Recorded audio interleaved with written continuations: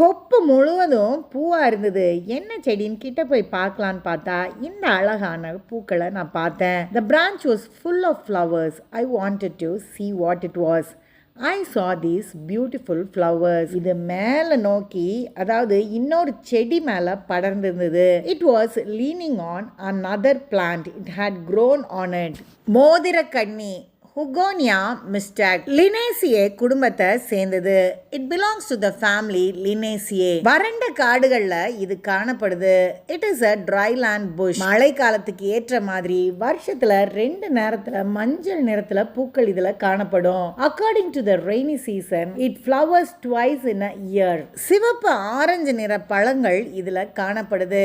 Red orange fruits are found in it. அடிப்பகுதியில் இலைகள் இருக்காது. அதில் மீசை போன்ற வளைந்த ஒரு முள் காணப்படும். The lower part of the branch is without leaves. There is a pair of mustache-like recurved thorns. இதோடைய தாவரவியல் பேர்ல மிஸ்டாக் அப்படின்றது இந்த முட்களை தான் குறிக்கும்.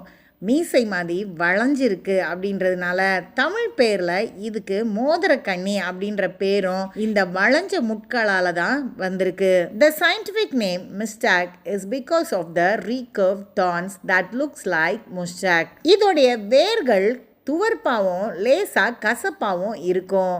The roots are bittersweet and astringent. காய்ச்சல்களுக்கு, வெர்மினோசிஸ், ஆழ்ச்சிகளுக்கு இது மருந்தாக பயன்படுது. It is a medicine for fevers, verminosis and inflammations. தீபகற்ப இந்தியாவில் தெற்கு மகாராஷ்டிரா முதல் ஒடிசா வரைக்கும் வறண்ட பசுமையான காடுகளில் இந்த செடியை நம்ம பார்க்கலாம். ஸ்ரீலங்காலையும் இந்த செடிகள் காணப்படுது.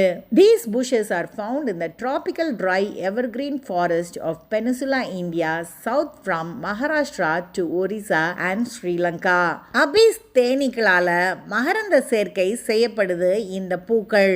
The flowers are pollinated by apis bee. பறவைகள் இந்த பழங்களை விரும்பி சாப்பிடும். அது சாப்பிட்டுட்டு விதைகளை வெவ்வேறு இடத்துல போய் போட்டு விதைகள்ல இருந்து மற்ற இடங்களில் செடிகள் முளைக்கும்.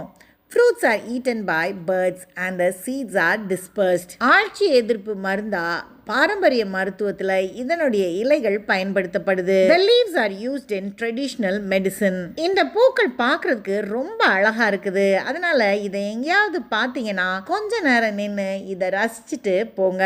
The flowers are very pretty to look at. So when you spot it somewhere, stop, admire it, then go.